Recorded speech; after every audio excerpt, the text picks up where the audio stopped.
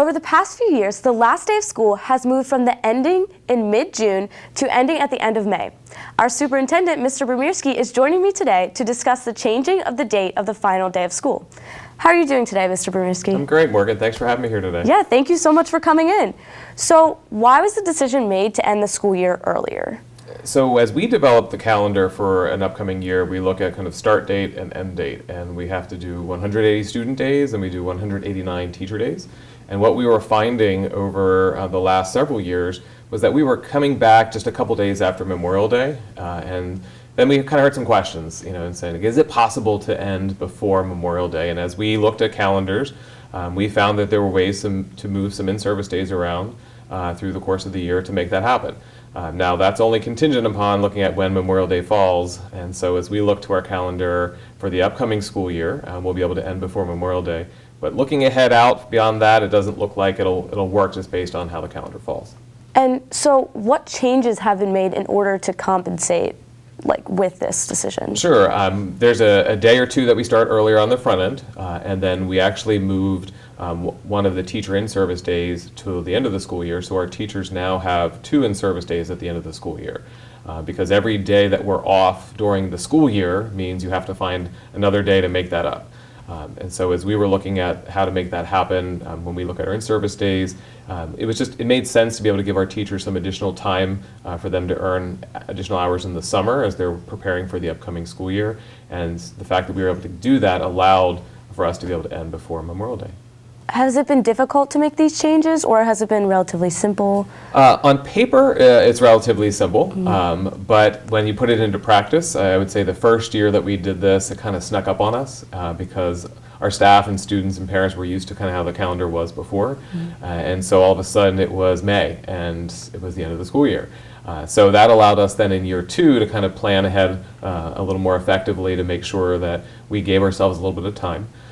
And so now we're kind of getting into that rhythm, and I think when we roll out the 24-25 calendar, where I believe it looks like we're going to have to push it back, but not too far, a couple days after Memorial Day. But this new kind of process that we're in, I think will allow us to keep the flow moving more effectively. And what are some of the pros and cons of changing the calendar? Sure. I mean, obviously, when you start at the beginning of summer, you start a little bit earlier, by a day or two. So with students, parents at times not wanting summer to end. We know that's hard. I love summer. It's a great time of year, but when summer comes to an end, that's always hard.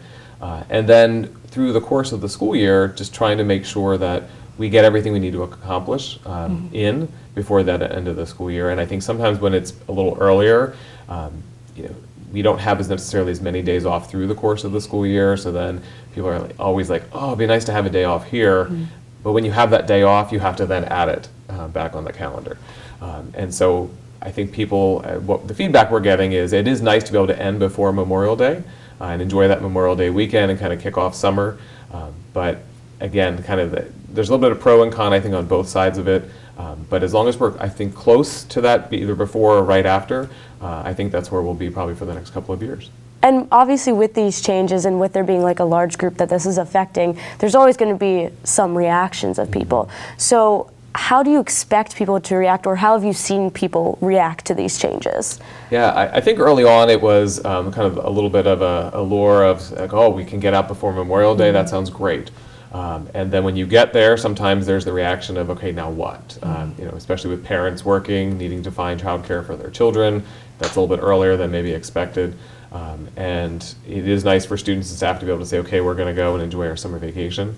I think that part is a little kind of working more against parents in terms of, when you think about having to provide daycare, looking for camps and things for kids.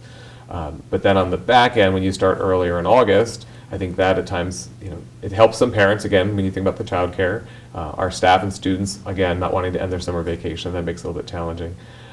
But I also think it's trying to make sure we're getting back into the swing of things, that we're ready. We've had ample time to make sure we have staff hired and all the trainings that we need to do with teachers before school starts based on any new requirements from the state. And so we want to make sure we're not shortchanging ourselves with regards to that time. But I think there is a balance, and I think one of the pieces that I've heard a lot from parents and from staff is when you come back after Memorial Day for a couple of days and we have early dismissals, people start to question, well, is there a way maybe to not do that? And so that's what we kind of looked at the last couple of years to try and find some of those opportunities that can we end before.